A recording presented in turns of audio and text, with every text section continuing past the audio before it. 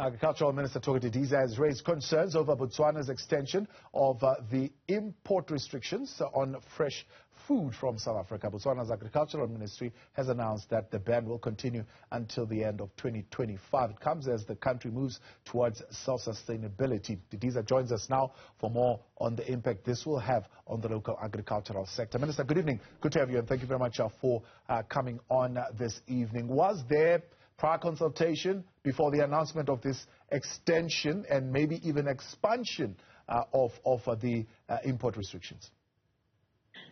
As you say, both expansion and, increasing the number of years for the extension, there was no consultation before. Even though there was no consultation, one does appreciate the concerns that the Botswana government is trying to address in terms of ensuring self-sufficiency in terms of their production of horticulture.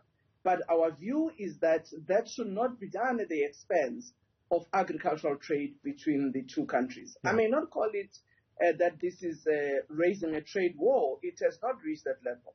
But I think it's important to have engagement between the two parties, South African government, ministries of agriculture and ministers of trade, to really examine whether this policy position is the right one for us as members of the South African Customs Union, as well as the member of the African Continental Free Trade Area.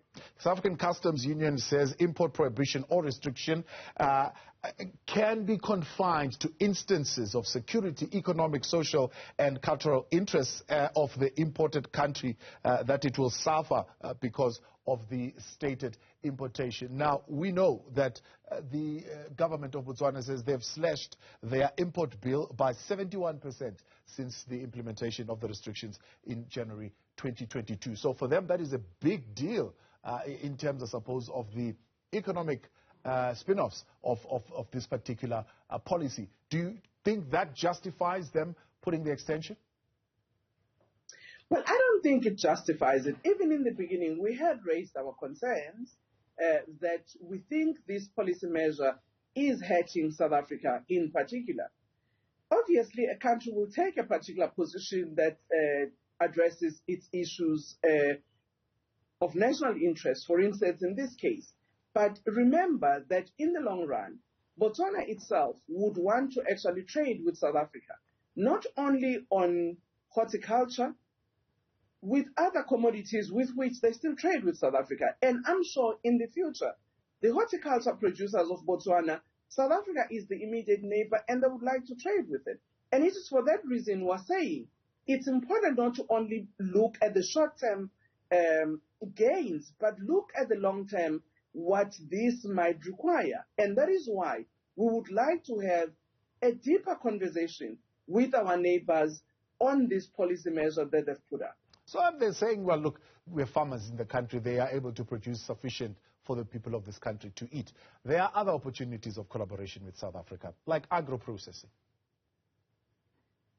Well, that's precisely where the discussion ought to happen. And it's also how you make those decisions. Because if, such interventions are done midway, where you might have buyers in Botswana who have already made orders in South Africa because they were hoping that those initial restrictions would come at the end of December, then you are also hurting your own importers, while you are also hurting on the other side, the exporters who are ready to export to Botswana during this season. Have you had pressure yourself, Minister, from Agri-SA? When the ban was initially instituted, they put a whole lot of pressure for South Africa to impose an embargo on Botswana's imports, or maybe even worse, a tit-for-tat kind of protectionist rhetoric that was being branded about. Yes, there was pressure, and we engaged our farmers because I think it is important also as we engage between our two countries and the industry, appreciate that what we would like to see is the better benefit for our countries as we grow together. And that is why we believe that it is important not to resort to measures that might actually induce retaliation from the other. Because I don't think it is in the interest of South Africa and Botswana as neighbors, but also as members of the region and as members of the customs union, because there is more that we share as these two countries from which better collaboration can be found. So South Africa, Botswana sharing a common revenue pool as far as SACU is concerned. Others are saying, well, you might as well also withhold their payments. Are you saying that would be too drastic a measure at this point to go that way? Well, I think it might be, but it's a matter that we need to engage one another on. We have had a SACU summit in June where we did canvass these issues, and in our view, we also indicated that given some of these things, maybe we need to review the Southern African Customs Union and see whether is it still relevant. If it is relevant, do we need to actually tweak and see whether it can happen in a particular framework, particularly vis-a-vis the Africa Continental Free Trade Area, or maybe has it run its course? And we still have to have those, further engagements amongst the members of the Southern African Customs Union. Because as you say, there are many areas around which that collaboration between the members of the Customs Union, other than just bilateral trade on agriculture. South Africans are saying, well, actually, Minister Didiza must take a leaf out of the page of Botswana. Do you think Botswana is unfairly protecting its fresh produce farmers from the competition, I suppose? I mean, it's a fact that they are competing with cheap imports coming from South Africa.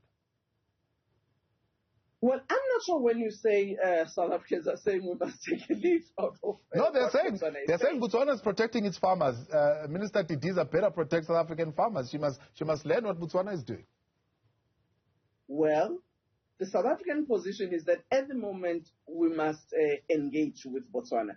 I don't think it has reached a point where we can retaliate, because what, the argument goes towards is retaliation. Minister, appreciate your time. Thanks so much for coming on. That's Minister for Agriculture there, Thoko Didiza.